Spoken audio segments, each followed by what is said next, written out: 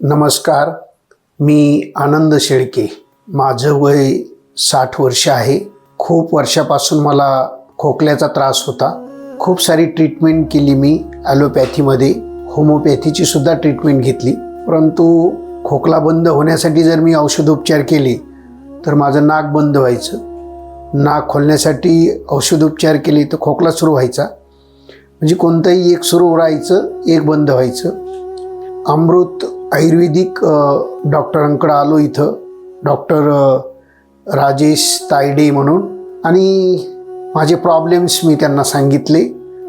मला खोकला यायचा, त्याचबरोबर माझ्या हाताची आग व्हायची आणि कॉन्स्टिपेशनचा सुद्धा मला त्रास व्हायचा.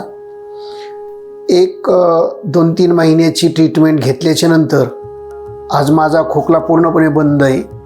नाहीतर थोडंही आंबट खाल्लं किंवा थोडं तेलकट खाल्लं किंवा वातावरणात बदल झाला की तो खोकला मला कंटिन्युअसली फार त्रास द्यायचा. नाकही बंद व्हायचं कधीकधी. माझ्या हाताची आग व्हायची. स्पाईनचा वगैरे प्रॉब्लेम आहे म्हणून सांगितलं डॉक्टरनी. आता ती आग बऱ्यापैकी दुरुस्त झालेली आहे माझी.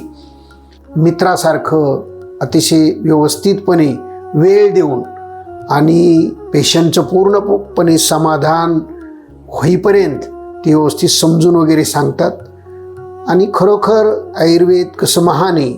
आयुर्वेदावर आपलं शास्त्र असून आपला भारतीयांचा त्यावर विश्वास बसत नाही. पण माझं मत असं आहे की आयुर्वेद हेच खरं शाश्वत आरोग्यासाठी चांगलं आहे. धन्यवाद.